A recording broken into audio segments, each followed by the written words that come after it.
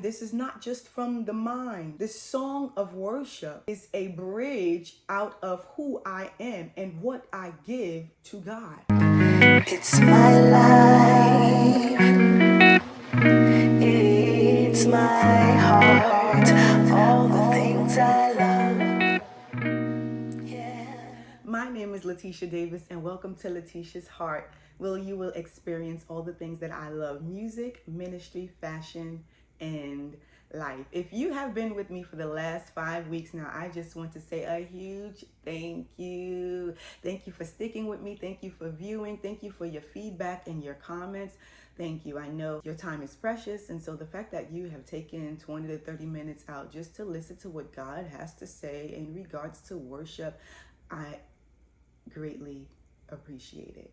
And so we're going to get right on with today. Let's recap last week. We talked about the sound of worship. We said our lives are greatly influenced by sound. In fact, our world was framed with sound. When God said in Genesis, "Let there be," there was. So sound is connected to words, or words is connected to sound. We have also been given that authority, with the Bible tells us that life and death is in the power of our tongue. Not that necessarily what we speak, it automatically happens, but by faith, because faith comes by hearing, hearing by the word of God. So what we're speaking, we build and put faith in, we believe in, and whatever you believe in, whatever you have faith in, you will act it out. We also talked about David. David was not only a worshiper, but he was a musician. We dedicated last week to musicians. So we know when he played, the evil spirits fled from Saul. So how important is sound? Sound can cause anointed sound, spirit-filled, Holy Spirit-filled sound can cause demons and evil spirits to flee. We talked about David's resume. His resume was more than just about his experience and his expertise. But one thing that was noted about David that is important, not just for musicians, but for all of us, it said, "And God was with him." That is important and that is vital, because it shows that what he was doing was connected to someone greater than him, and that was Christ. And so our key for last week was God doesn't mind you practicing, but he's more concerned with the posture of your heart. You can practice all of you want and present the best before people, but at the end of the day, is God pleased? And that's what we're going for. That's what we're shooting for, is to please God. And so we're going to get right on with today's last teaching on worship, at least for now. That's what God said. And so we're going to end with the song of worship. And we're going to go to 2 Chronicles 29:25 through 29. I just want to point out in this, as we are referencing worship, and we waited to the last week to teach about, or to talk about, the song of worship, because so many of us for so many years have made worship about a song. It's time to worship. So when you hear that, you automatically know some places the lights go dim. The music slows down. It's more of a, calm feel, and it kind of puts you into a trance, if you will, depending on, what kind of church you go to or what songs you are singing. But that is inclusive of worship, but it is not solely worship. And so it's important for us to get that, so we're not giving God something that we think is pleasing him, and he gets no glory out of it. He takes no pleasure in it. Our motive and our mission should be to please God. Therefore, there has to be a connection to him. And we talked about that in other weeks. So if you have not viewed the heart of worship, the face and person of worship, the expression of worship, and the sound of worship, go back, take a minute and view it. So we're going to go to 2 Chronicles 29. We're going to read verses 25 through 29. Earlier on in this chapter, Hezekiah goes to the temple to make a sacrifice, and it says this in verse 25.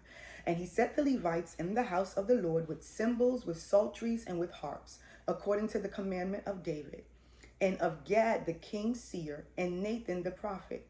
For so was the commandment of the Lord by his prophets.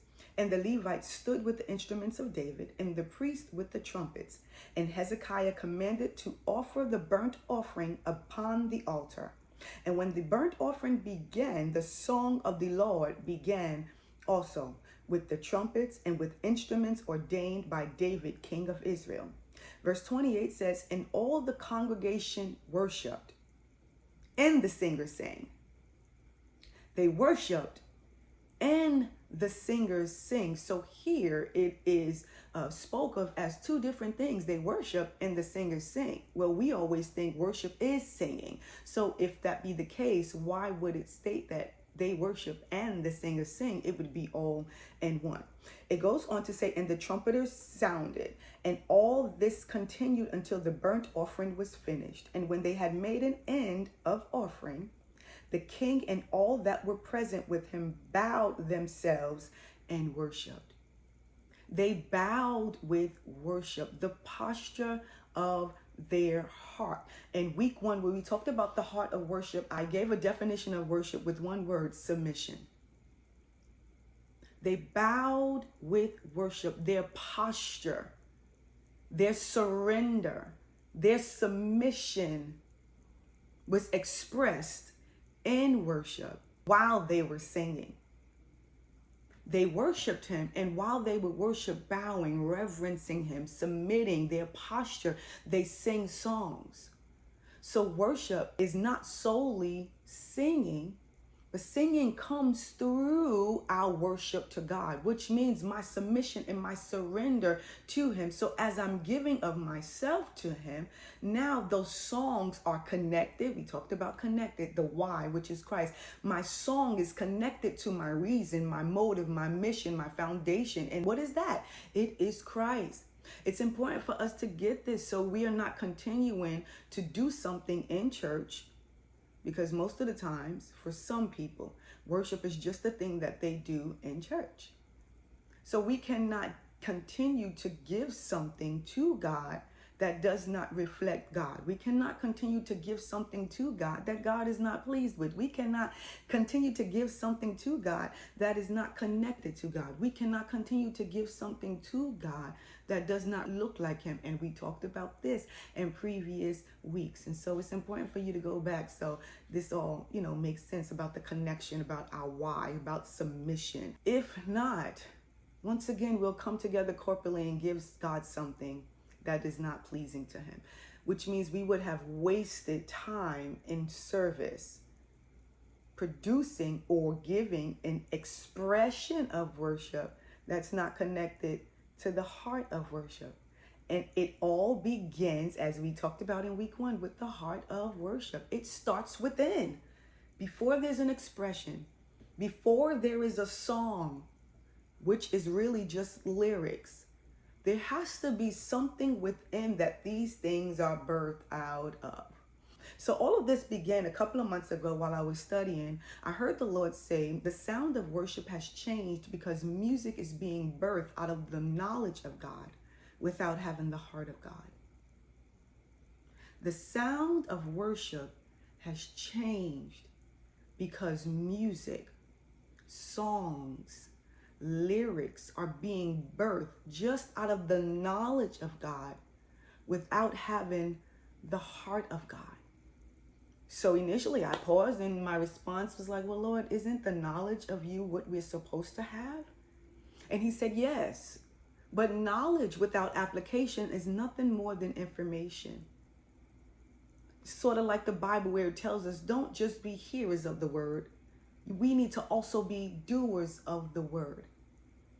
So information, knowledge is not enough, right? We know faith without works is dead. Why? Because it's not enough just to have faith. And what I've learned as I'm reading the Bible and studying and have done Saturdays over the years is that the word is connected to the word. Books in different testaments, chapters in different testaments, people we may read about in the New Testament that we also hear about in the Old Testament, or the Old Testament also hear about in the New Testament. There is a connection with all of it. And the center of it all is Christ. What we do in him, what we do for him, what we do outside of him, what we do for ourselves, and the consequences that extends from that. So knowledge and information is good, but it needs and requires application in order for there to be a reflection. When I apply this word, when I apply the knowledge and information that I am being fed or that I'm reading, now I can live it out, walk it out, act it out, talk it out. Now my life is a representation of Christ. And we talked about in a few weeks ago, the face and the person of worship is Christ. We reference foreign money. If you bring foreign money to the U.S., in order for it to be used here, it has to be transformed. It has to be converted to look like a U.S. dollar. In the same way, in order for us to be representations, we must transform and convert. The Bible tells us to renew our mind daily. So when our minds are not renewed, songs are being birthed out of soul. So we have soulish songs, soulish lyrics that are being birthed out of the knowledge of God, out of information that we have been given, yet it's not connected to the heart. It's just pulling on information that has been fed to my mind. And now there are lyrics and songs that are being birthed from here. And God is saying, go deeper. Go deeper. There's something about our heart being a part of everything we do. Why? Because there is no life without the beat of our heart. So as worship leaders, it's important for us to remember the bigger picture. We're not just leading songs in church. We're leading people into the presence of God. We're leading them to a well that never runs dry. However, in order for us to lead them to these places, his presence, the well that never runs dry, it means that we have to ourselves first go there. I can't take you anywhere I haven't been. We can go together and try to figure it out. But when we're leading worship in a church setting, we're not trying to figure this thing out. We have been given position. We have been given authority. We are the ones that are establishing the order of us singing. If there's no leader, then everybody's just kind of doing what they want to do. And then there can be chaos. Then it's not a joyful noise. It's a hot mess. And so as worship leaders, we must remember the bigger picture. We're not just leading a song. We're not just learning lyrics and practicing. It's bigger than that. We're leading people to a place where we should have been and should be going constantly and frequently on our own, because there's nothing like being a witness to what you have already experienced. Matter of fact, because you have experienced it already makes you a witness. And there's no better witness than someone who has a conviction behind what they are sharing. I'm not just telling you what I went through, right? Now, what I've been through and where I've been. No, I'm telling you from a place of me knowing what it feels like, what it sounds like, what I had to encounter, what I had to endure, and then my why. How did I make it through? How did I make it over? Nobody but Jesus. So we can't lead them to a place we have not been. You know, oftentimes we want the presence of God, but we have not entered his presence on our own. Talking about the song of worship, we want the presence of God to be manifested in the house, yet we have not ourselves entered into the presence of God in private. We expect the glory of God to be manifested in the places where we are leading worship and where we are offering up the fragrance unto God through our song of worship. But we must first allow the King of Glory in. When we do these things, when we make time for his presence, when we allow the King of Glory in, now worship becomes a representation and a reflection of our connection to him. But oftentimes we just want the song or like the songs or write the songs that feel good and sound good. Now there is a dual blame for this, because there are people who write the lyrics to songs that we sing weekly, daily, but there is also a responsibility to the listener. You, the listener, me, the listener. Oftentimes we don't listen intentionally. We surface listen. You know, you've seen those posts where it says, I'm today years old when I found out that. And it could be that the lyrics that I've been singing to a particular song all my life is not even the lyrics. So what does that mean? We listened on the surface. We did not listen intentionally. In fact, there's a difference between hearing and listening. Hearing is the ability. Listening is now putting action. I'm activating what I've heard. It's not going in one ear and out the other. I'm digesting it to where I then begin to apply it. So I want to encourage you with 3 things, whether you're a worship leader or whether you're someone who loves and enjoys music. What you're calling worship. I'm looking for a good worship song. Or if you're a worship leader who is in charge of the sound that you are releasing. What are you releasing in your house? You have and play a major part in that. So I want to give us and talk about 3 things to encourage you as you are listening now to music, to be intentional with some questions. The first thing you're going to ask yourself is, who wrote it or who recorded it? Yes, I need to ask myself, there are some songs I won't even listen to or go to initially because of who wrote it or recorded it. The artist. Now you may say, oh, well, that's judging it. No, the Bible tells us to try the spirit by the spirit. And so in asking yourself who wrote it or who recorded it or who's singing it, who's the artist behind it, here's 3 things to consider. Does the song match their sacrifice? Meaning, how do they live off stage? Now you may say, well, I don't know them because I'm not in there. What do you see on their social media? Because oftentimes what we put on social media is really who we are. You can tell a lot about a person by social media. You really can. Once again, we're not judging. We're just trying the spirit by the spirit. Does it reflect God? So does the song match their sacrifice? How do they live off the stage? Number 2, does their mission match their message? Are they spreading the good news or are they trying to be trending on news? There could be a method to their madness. Are they just trying to gain followers? Are they trying to promote their name? Are they trying to get big out here? Or does their message reflect their mission, which is they are after souls? Now, yes, I know with everything that we do, there is a benefit we get on one end of it, but it can't solely be just what benefits us. We have to start at the why once again, and it has to be Christ. There's nothing that we can build that will be sustained if Christ is not the foundation. And the 3rd thing, does their presence reflect his presence? Does their presence reflect his presence? We have a bad habit of righting people's wrongs when it's somebody that we like.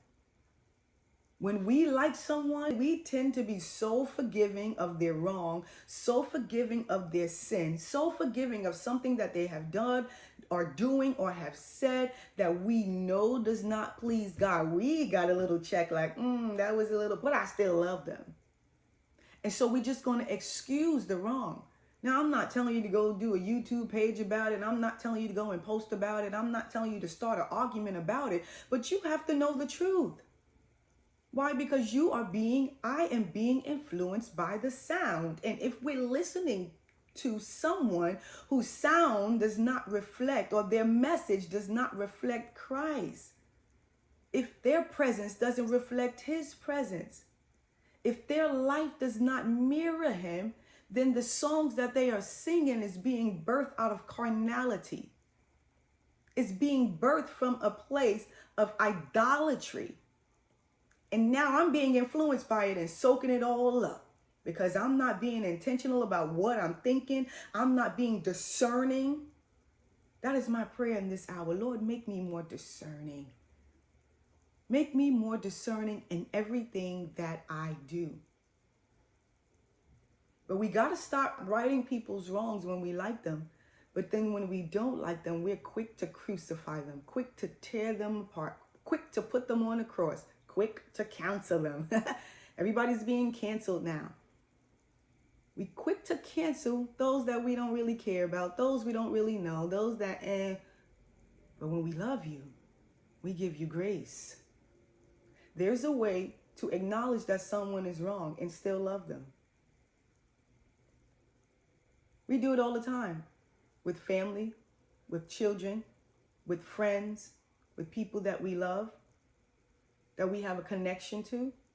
You hurt me, but you know what? I'm going to acknowledge it. I'm going to tell you that you did and still move on to love you. Let's go get some coffee. And so it's okay to acknowledge that someone has done something wrong and yet still love them. God forgives sin, but he does not give passes. I'm going to say that again. God forgives sin, but he does not give passes. There is no because you're black or because you white, I'm going to excuse it. There is no because you're a Democrat or Republican, I'm going to excuse it. It does not matter whether you are female or male. No. He extends forgiveness, but he does not give passes. Number 2 of what we should be doing as we intentionally listen to music is we should ask, who is the focus of the song? Is it God-centered or self-centered? Who's being glorified? In the lyrics, not the beat. Because we get caught up in the sound. The sound makes us move and the sound draws us in. But we need to stop and listen intentionally.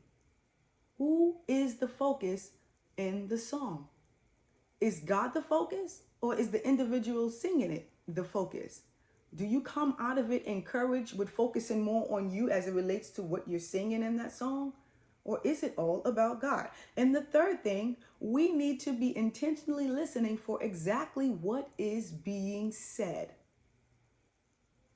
Oftentimes we mean something, but when we say it the wrong way or we skip it, because when you're writing a song, so if you don't know, when you're writing songs, especially when you're putting them on CDs or they're going to be produced to be a song that is pushed, they want it to be within a certain amount of minutes. So I believe the minutes is 4 minutes. Anything past that is like, You know, you want to think of radio. Radio is kind of quick. Sometimes there is a radio version because the song that is recorded originally may be a little too long. Well, this radio station may not play that whole thing. So they'll cut out different pieces to fit that time frame. Also, there's a tendency to word things in a way where you mean one thing, but your lyrics don't quite explain what you mean by what you said. Now you're confusing people.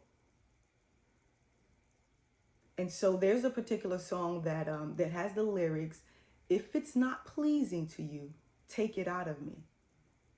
And I don't particularly care for that part of the song because, one, it takes responsibility away from us. Now, I don't think that was his heart in writing or when he wrote that part of the song with an attitude or arrogance of, well, Lord, if you don't like it, then you take it away. No, I don't think that. But how many people will listen to that and think, Lord, if it's not pleasing to you, take it out of me. So I'm waiting for God to do the work. I'm waiting for God to take this thing out of me, which means that we're not being responsible. We're not being disciplined. We're not sacrificing our flesh. We're not dying to our own selves. We're not putting this thing on the altar, trusting God to help us with it. We're just putting the responsibility on God. Lord, you do it. Once again, do I think that's what he meant? Absolutely not. But we must be responsible writers. We must be responsible worship leaders. We must be responsible creators. That is the key for today. Today's key is we must be responsible leaders, responsible creators, responsible worship leaders, responsible singers with the lyrics and songs that we are putting out. Once again, this is not just from the mind. This song of worship is a bridge out of who I am and what I give to God. Because my life is surrendered, because I've chosen holiness, because I am a living sacrifice. Yes, I'm living, yet I'm dead and dying to my flesh, dying to myself. The one who's now on the inside of me, Christ, lives through me, which means everything that I do is because of him. He is my why. He is the center. He is the foundation. That way he is glorified, not me. Yes, it's through me, but it's to him. So we have to be responsible with what we are penning, because what we are penning is going out and the sound is influencing others that are listening, and they're saying, I like this. So we must be careful, because what we mean may not be, or may be, miscommunicated in what we say. You know, I love a good worship song that is just repetitive, one line over and over and over again. Now, that may be more for a personal worship, you know, your personal worship time. It may not be fitting for a church service. But I believe it's because a part of our understanding of what worship is. Worship has to be lyrics. Worship has to be slowed down. Worship has to now put me in an atmosphere, in a reverence. It is a reverence. And with that sound that is released, that creates an atmosphere. We express who we are and what we've been doing outside of church. Now, as I'm in church, I give from my heart to God, not in response to the worship leader. I realize they are the one facilitating, they are the one leading to keep order, but I am joining in with them because we are all a chorus, we are all a choir. And so the key again is singers, songwriters, worship leaders. We must be responsible creators and ministers. You may ask, well, how do we do that? My response is stay plugged in to God. We want to, 1, get connected, 2, stay committed, but 3, remain consistent. It's constant dying to our flesh, constant submission and surrender, constant turning our lives over to him, constantly allowing him to be God, constantly pursuing his presence, constantly engaging his heart, constantly reading his word. That's how we stayed renewed. That's how we stayed refreshed.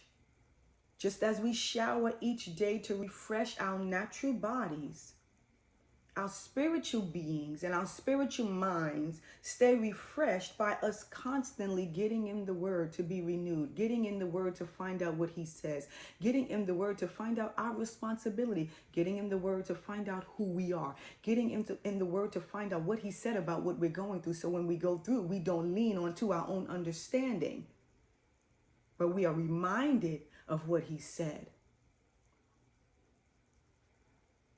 Get connected, stay committed, and remain consistent. That is the song of worship. It's not about a slow song. It's not about a mood. It's about music that's birthed out of us having not just the knowledge of God, which is information if there's no application, but us having the heart of God.